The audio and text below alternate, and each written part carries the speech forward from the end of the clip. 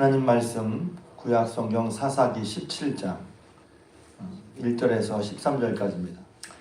오늘 이 사사기 17장인데요. 17장부터는 이제 사사 이야기는 끝났습니다. 사사가 마지막으로 삼손 때까지 이제 사사 얘기가 나오고, 그럼 17장부터는 무슨 얘기냐 하면 그 사사 시대의 사람들의 모습이랄까요? 풍경이랄까요? 그 사사 시대, 지금 이제 주로 지금까지 이제 사사를 중심으로 사사 이야기가 진행되었다면, 이제는 사사가 아니라 일반 사람들이랄까요? 그러니까 사사 시대가 아시는 것처럼 어떤 시대였냐면 여호와 보시기에 악한 시대였어요. 그러니까 이게 말하면 너무 또 단정적이라. 그렇지만 하나님께서 그들이 하나님께 돌아오고 하나님 향하면 여지없이 하나님께서는 그들을 구원해 주시는 자비하심과 긍휼하심이 동시에 있는 시대였어요. 근데 그렇다면 하나님의 자비하심을 알고 하나님의 사랑, 권세, 능력을 알고 하나님을 잘 섬기면 좋겠는데 시간 지나면 잊어버려. 그래서 이제 경계를 삼아야 할 것과 나는 그러지 말아야지, 나는 안 그런가 한번 봐야죠. 시간이 지나면 하나님을 잊어버려. 하나님을 잊어버리니까 멀어져. 하나님과 멀어지니까 하나님만이 다른 것을 섬겨. 우상 숭배해. 우상 숭배하니까 하나님 말씀과 다른 걸 더 따르죠. 불순종해. 이것을 깨우쳐 주시려고 선지자를 보내서 말씀하시지만 회개하지 않아. 이게 사이클이라고 그랬죠. 그러다가 이제 하나님이 그들을 깨우치려고 이스라엘을 다른 나라 손에 놔줍니다. 그러면 이제 그때 고난과 고통을 당하면서 하나님께서 부르짖어. 그럼 하나님이 그들을 불쌍히 여겨서 구원자 사사를 내려주셔. 할렐루야. 그러니까 하나님 은혜가 없는 게 아니에요. 근데 은혜를 자꾸 잊는단 말이에요. 그래서 제가 저 스스로 깨우친 건, 잊지 말아야겠구나. 우린 잊기 쉽다. 우리라고 그랬어요. 저를 비롯해서 우린 잊기 쉬워요. 하나님 은혜로 살면서 하나님 은혜를 잊기 쉽단 말이에요. 하나님 은혜를 잊으면 나타나는 현상들이 스스로 아시면 돼요. 하나님은 멀어진다. 몸도 멀어지고 마음도 멀어진다. 그런 다음에 멀어지니까 하나님은 다른 것이 들어오게 돼 있어요. 우리 삶에 우리의 주인은 진공 상태가 없어요. 하나님 아니면 다른 게 주인인 거예요. 그래서 늘 확인해야죠. 왜냐하면 그게 중요하니까. 멀어진다. 멀어지면 우상 숭배한다. 이제 이렇게 여러분도 아셔서 제가 한번 설교하려고 그래요. 아이들한테도 한번 설교하고 싶어요. 일러주고 싶어요. 나도 모르는. 근데 이제 그렇게 해서 이제 보면서 이제 사사마저도 사실은 하나님, 그러니까 한편으로 은혜로 보자면 분명히 은혜가 있죠. 불완전한 또 온전치 못한 사사지만 하나님께서 그들을 통해서 하나님의 놀라운 구원을 이루셨어요. 할렐루야. 또 은혜인 거예요. 그게 다 불완전한데 하나님의 역사가 없나? 아니에요. 하나님은 불완전한 온전치 못한 사람을 통해서 역사하신단 말이에요. 그럼 우리는 어떻게 해야 돼요? 하나님 역사하심을 믿고 주님을 따라 늘 주님과 동행하는, 따라가는 삶을 살아야 되는데, 사사시대는 처음에 이제 온니엘 같은 사사, 드보라 같은 사사는 사사로서 모범이 되는 사사였단 말이에요. 근데 가면 갈수록 맨 마지막에 삼손 같은 사사도 있어요. 그러니까 이것은 이제 제가 예전에 품었던 어떤 의문도 해결해 줬단 말이에요. 왜냐하면 예전에 큰 교회를 하고, 또 이렇게 말하면 큰 교회를 하거나 무슨 눈에 보이는 뚜렷한 일을 하신 분들이 다 나쁜 사람이다, 이상하다, 그렇게 보는 게 아니라, 근데 이제 큰 교회 목사님이나 무슨 실제로 유명한 사람들이 있어요. 눈에 보이는 사람들. 근데 그런 분들이 능력이 있어서 저걸 다 하시는구나. 그런데 그렇게 능력이 있다는 게 좀 조심스러워요. 폄훼하는 게 아니라 그냥 있는 그대로. 삼손처럼 능력은 있지만 그러나 그 가운데 역시 삼손과 같이 부족함도 있단 말이죠. 있을 수 있단 말이죠. 자기중심적이고 충동적이고 또 탐닉하고 또 좀 표현이 그렇지만 여자를 밝히고 성애라고 그러죠. 그걸 밝혔다. 이게 사선대도 그래? 근데 또 하나님의 능력이 그렇게 역사하네. 그게 보면 우리는 그거 하는 게 다 맞는 것처럼 생각을 했었죠. 아니, 뭔가 저분 특별한 분이니까 저렇게 해도 괜찮을 것 같아. 아니, 원래 큰일 하는 분은 그래? 그런 생각을 했던 적이 있어요. 큰일을 하니까 그가 하는 일은 모든 일이 다 맞는 것처럼 생각을 하거든요. 근데 삼손을 보면 그렇지 않았죠.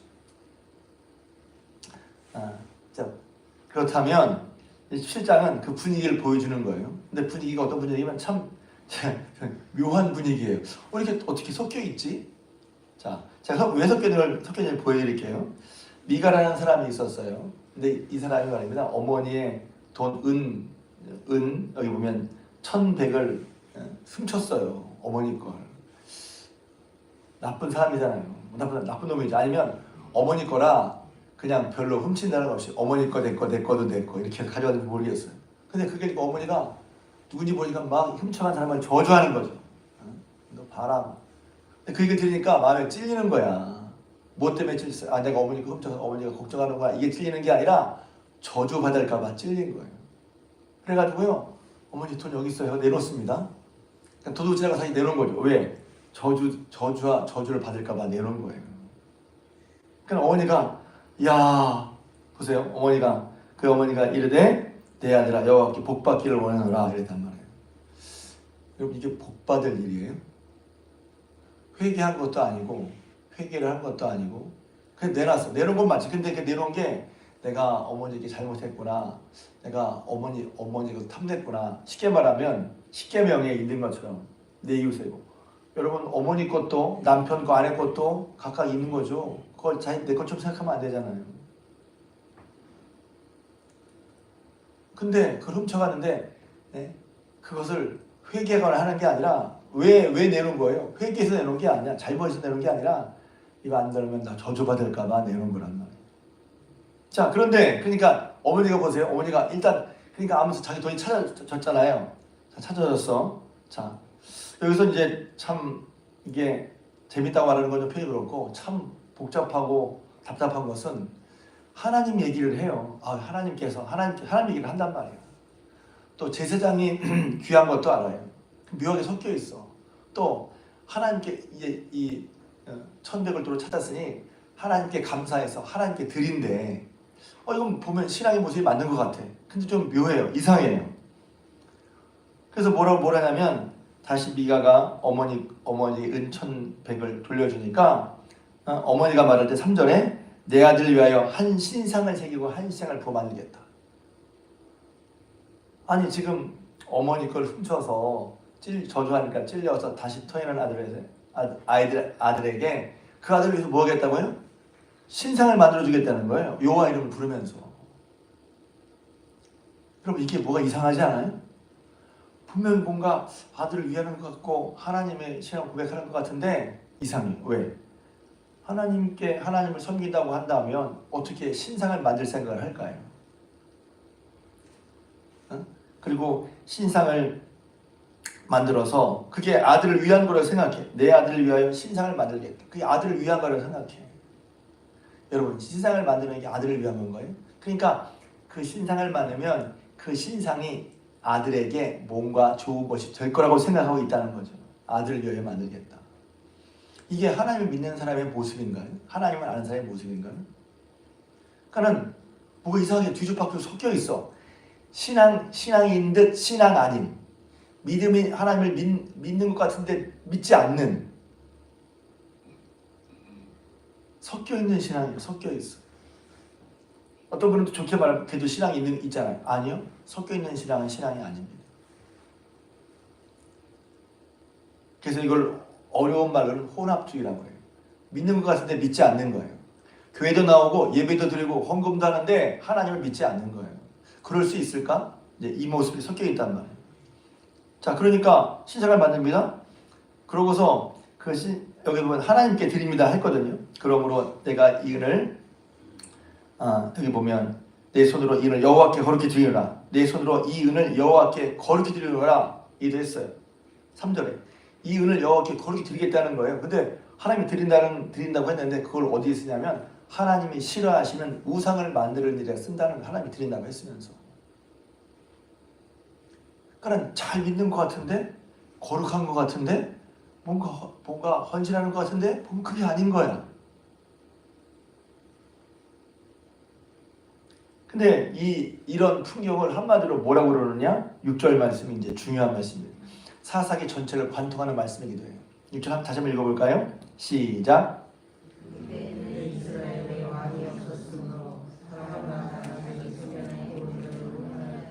한마디로 이런 신앙의 모습을 어떤 하면 자기 마음대로 믿는다는 거예요. 자기 식대로.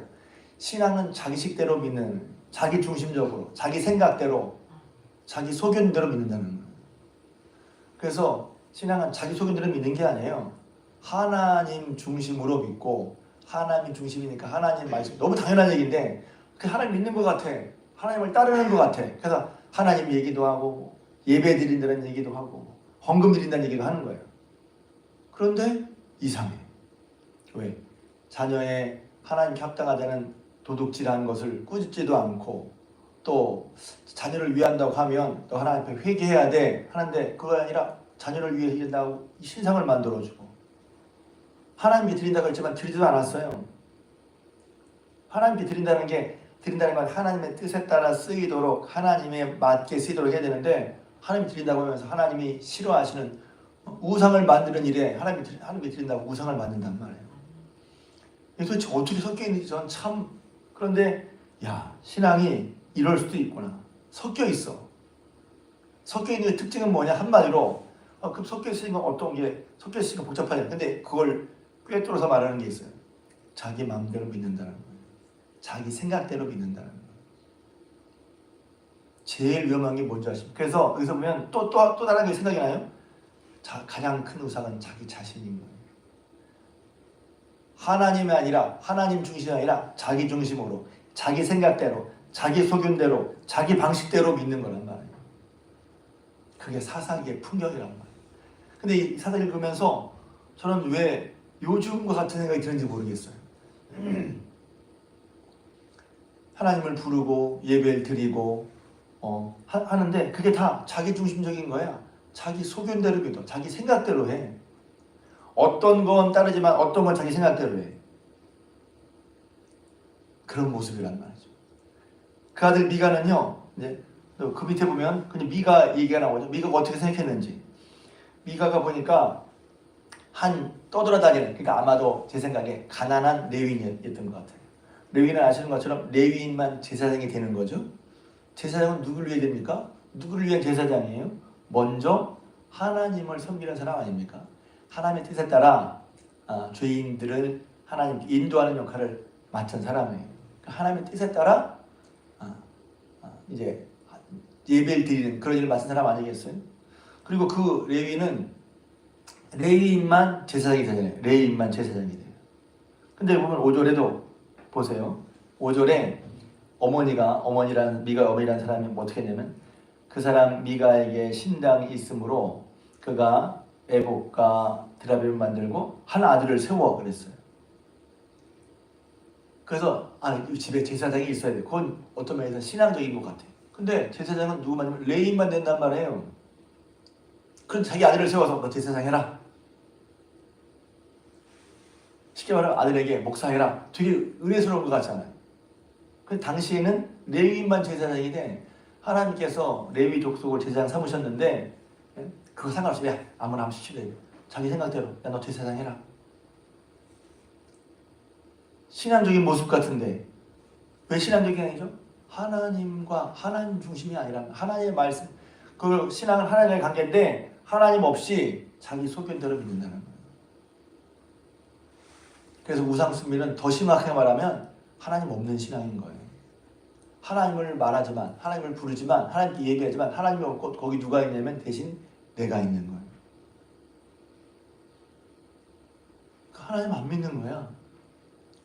그런 다음에 여기 보면 뒤에 왔다 갔다 했지만 미가가 그렇게 갈 곳 없는 레위인을 불러서 지금부터 내가 당신을 위해서 해마다 은열과 의복 한 벌 줄 테니까 10절에 누구를 위하여 나를 위해 제사장이 되라는 거예요. 나를 위해서.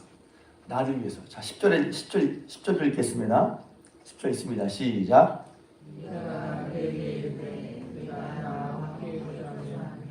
나를 위하여 아버지와 제사장이 되라. 여기서 나를 위해서 제사장을 삼는 게 뭐예요? 주님을 따르려고 제사장을 삼는 거잖아요. 근데 그게 아니라 나를 위해서. 그래서 나를 위한다는 게 뭘까요? 나를 위한다는 게 뭘까요? 맨 마지막 절에 나와 있어요. 13절입니다. 13절 다시 한번 읽겠습니다. 시작.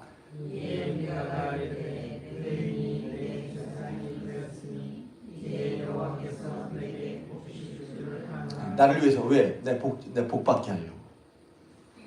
내가 복을 얻기 위해서 네가 제사장이 되고 야, 우리 집에 제사장이 생겼으니 이제 복 받을 거야.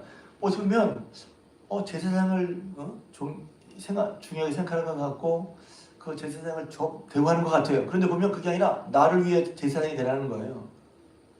제사장이 나를 위해서.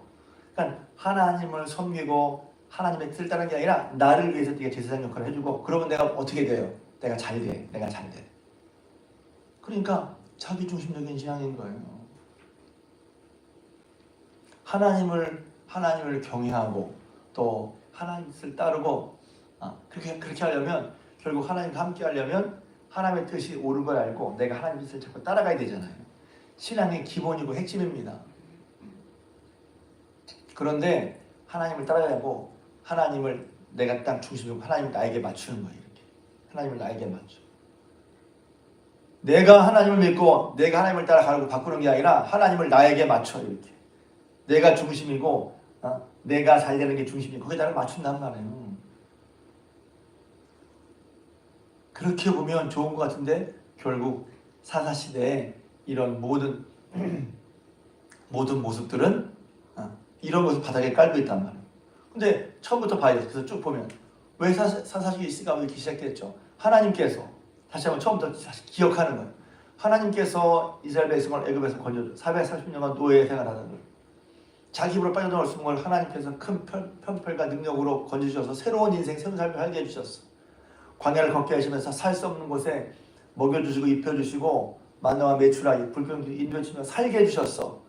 살 수 없는 곳에 살게 해주셨어. 그리고 가나안 땅을 주셨어. 그들의 힘으로 얻을 수 없는 가나안 땅을 복으로 주셨단 말이지. 그러면 그 하나님을 경외하고 신명의 말씀이죠. 그 하나님을 경외하고 하나님을 사랑하고 하나님의 말씀을 따라 사는 것이 복되고 나만이 아니라 후손에게 일러 가르쳐서 하나님을 경외를 가르치는 게 마땅하단 말이에요. 그런데 하나님이 주신 그 복을 누리면서도 잊어버렸단 말이에요. 나 잊어버렸어. 잊어버린 결과가 뭐죠? 자기중심적인 신앙생활. 자기 소견대로 살아. 근데 이게 잘 구별하는 게 뭐냐면 입으로는 하나님 얘기도 해. 하나님께 드린다고 얘기도 해. 제사장이 중요하다고 얘기도 해. 그런데 자기중심적이란 말이에요. 네, 내가 복을 받기 위해서. 그리고 하는 모든 과정도 하나님 말씀 상관없이 아이를 자기 자녀를 위해서 한다는 게 우상을 만들어주는 거예요. 그런데 복받기 하는 게 하나님이 가장 싫어하시는 하나님의 권위를 침범하는 거잖아요. 하나님이 세워야 되는데 내가 제사장을 세워.